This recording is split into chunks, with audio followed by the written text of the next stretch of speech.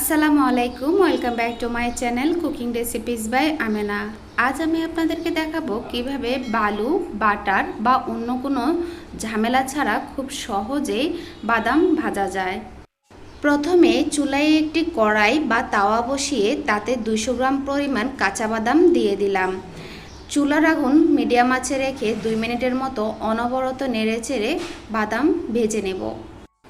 কাঁচা বাদাম ভাজার সময় কিছুতেই চুলার আগুন হাই হিট বা মাঝারি আঁচের বেশি দেওয়া যাবে না এবং যতক্ষণ পর্যন্ত বাদাম ভাজা হবে ততক্ষণ পর্যন্ত বাদামগুলোকে অনবরত নাড়তে থাকতে হবে। বালু ছাড়া বাদাম ভাজতে হলে আপনাকে অবশ্যই খোসা ছাড়া বাদাম নিতে হবে। খোসা ছাড়া বাদাম নেওয়ার সুবিধা হলো এটা যেমন ভাজতে সহজ, তেমনি এর কোয়ালিটি নিয়ে কোনো টেনশন বা কম্প্রোমাইজ করতে হবে না। আপনি দেখে শুনে বাজার থেকে বেস্ট কোয়ালিটির বাদামটাই কিনতে পারবেন।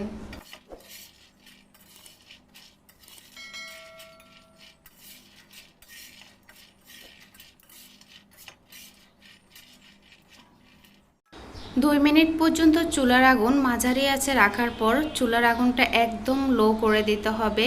এতে করে পারফেক্ট বাদাম ভাজি হবে এবং বাদামের স্বাদটাও একদম অক্ষুণ্ণ থাকবে। বাদাম ভাজার সময় যতক্ষণ পর্যন্ত বাদামগুলো চুলার উপর থাকবে ঠিক ততক্ষণ পর্যন্ত বাদামগুলোকে বারবার চামচ দিয়ে নেড়েচেড়ে দিতে হবে। কিছুতেই এই নাড়াচাড়া বন্ধ করা যাবে না, তাহলে বাদাম পুড়ে যেতে পারে এবং এর স্বাদ নষ্ট হয়ে যেতে পারে।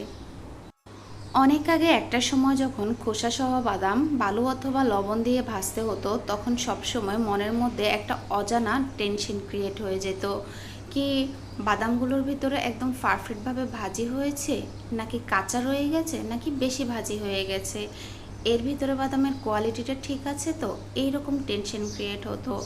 বাট যখন থেকে আমি খোসা ছাড়া বাদাম এইভাবে ভাজি করা শুরু করছি, তখন থেকে আর খোসাসহ বাদাম অত ঝামেলা নিয়ে ভাজতে হয় না।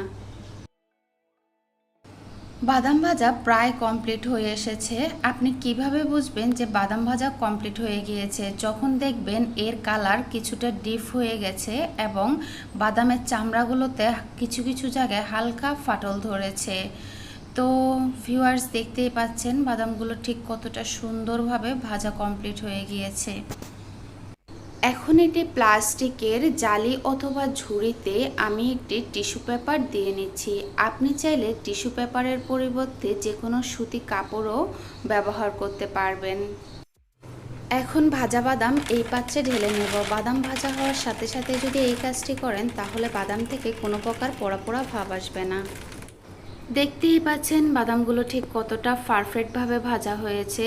তো ভিউয়ার্স, এই ছিল আজকের ভিডিও। যদি ভিডিওটি ভালো লেগে থাকে তাহলে অবশ্যই চ্যানেলটি সাবস্ক্রাইব করে লাইক এবং কমেন্ট করে পাশে থাকবেন।